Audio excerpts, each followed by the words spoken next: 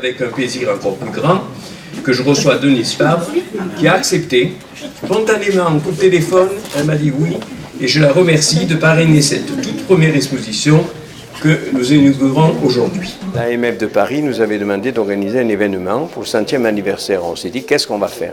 Alors eux nous avaient proposé des expos, puis finalement on s'est dit, tiens, une exposition de Marianne, qui est le symbole de la République, ça pourrait intéresser, et en effet, et surtout les jeunes, parce que les jeunes dans les écoles, on ne leur apprend pas, malheureusement, ce qu'est Marianne. Je l'ai vu, moi, l'autre jour, quand j'ai reçu des jeunes qui ont dû retirer leur première carte d'électeur. Je leur ai fait une leçon dans la salle du conseil municipal. Je leur ai demandé, alors Marianne, c'est quoi pour vous? Ils ne savaient pas. Donc là, les écoles vont venir à tour de rôle visiter l'expo. Je viendrai chaque fois que je peux pour leur expliquer. Bon, voilà, en même temps, c'est un acte citoyen.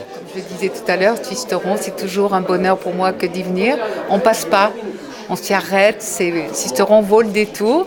D'ailleurs, moi, je suis arrivée tout à l'heure, mais je vais rester un petit peu, quelques jours dans la région, parce que je trouve que c'est magnifique ici. Voilà.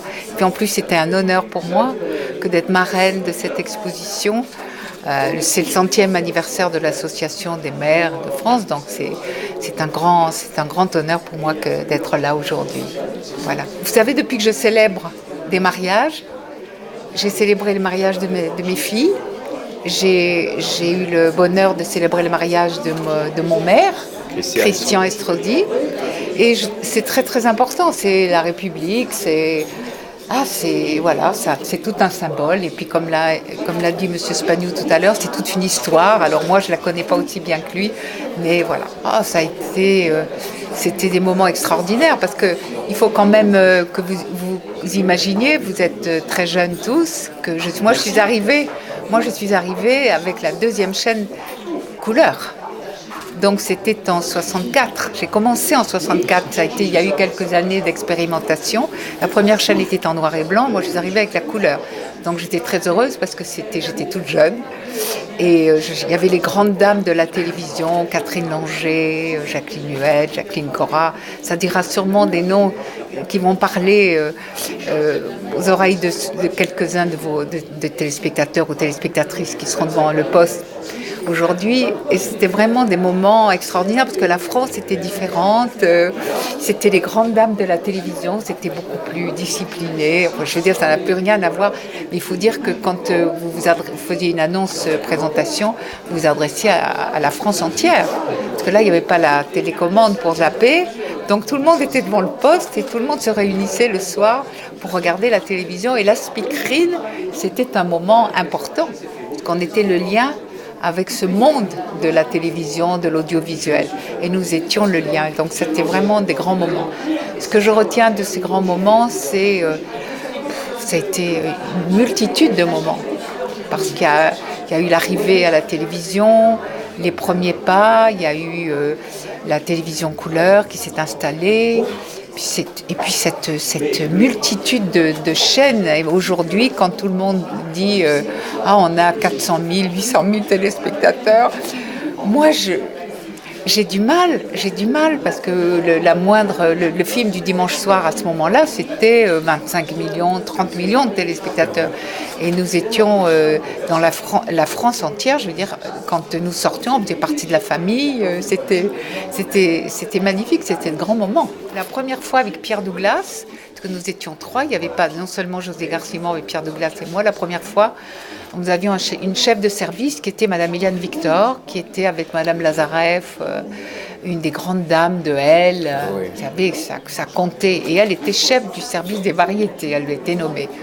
Donc on a fait des essais avec Garcimore.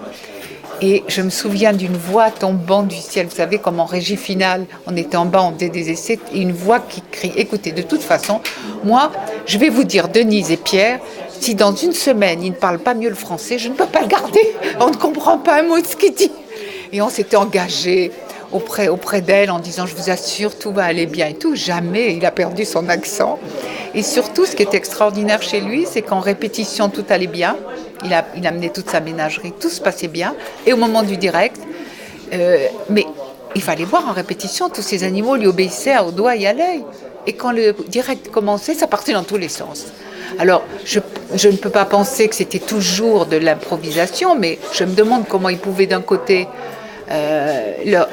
les faire obéir avec certains mots et pas d'autres. Et ça me provoquait des fous rires. Et chaque fois, à la fin de chaque fou rire, chaque séquence, on avait notre chef de service, Madame Eliane Victor, au téléphone, qui nous disait, écoutez, ça ne peut pas continuer comme ça. Vos fous rires, on ne comprend plus un mot de ce que vous dites.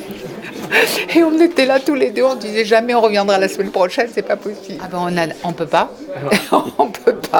on peut pas parce que je vois aussi aujourd'hui tout le monde, je veux dire les fous rires gagnent de plus en plus, mais nous c'était les débuts de la télévision. Vous savez, pour nous c'était des moments, on était tellement traqueurs, il faut dire qu'il suffisait d'une étincelle comme dans une botte de paille, et puis tout d'un coup ça partait, on ne pouvait plus se maîtriser tellement on avait eu le trac avant, il faut dire. Parce que quand même c'était important la télévision française. Hein. Vous savez, à l'époque, la télévision française, ça représentait quelque chose. Voilà. Donc il y a eu la 1, la 2, et puis voilà, beaucoup de radio, je veux dire, c'est un métier passionnant parce que multiple, et qui avait le socle de la présentation programme. Après, j'ai été sur Europe 1 pendant 3 ans. Enfin, j'ai fait plein de choses. Et puis, et je suis revenue à mes premiers amours, Télé Monte Carlo, parce que c'est là où j'ai débuté.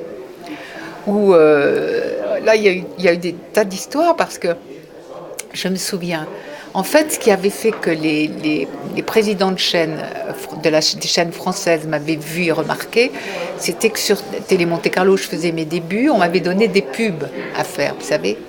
Et il y avait notamment une pub pour une marque de pâtes que je ne citerai pas, et je me suis retrouvée avec des poules vivantes dans les bras.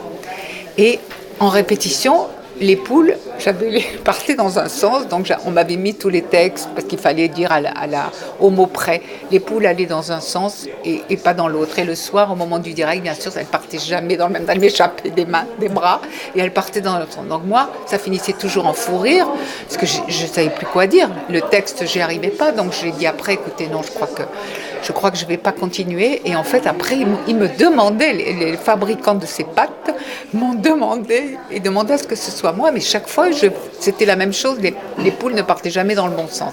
Donc vous voyez, c'était très bon enfant, c'était une télévision très, très amusante, très différente, et voilà un petit peu la télévision des débuts. Ça, c'est pour vous faire sourire un peu quand même, parce qu'aujourd'hui, tout est différent. Alors, si j'ai un petit reproche à faire, c'est qu'on ne donne pas le temps à de jeunes présentateurs de s'installer, de faire leurs preuves. C'est trop rapide. Vous n'avez pas le temps d'apprendre ce métier. Moi, quand je suis arrivée, on m'a dit, pour faire une bonne présentatrice, il faut 10 ans. Vous vous rendez compte ? Et aujourd'hui, en l'espace de quelques mois, ah non, ça ne va pas, vous ne faites pas l'audimat, donc c'est fini. Et ça, c'est dommage.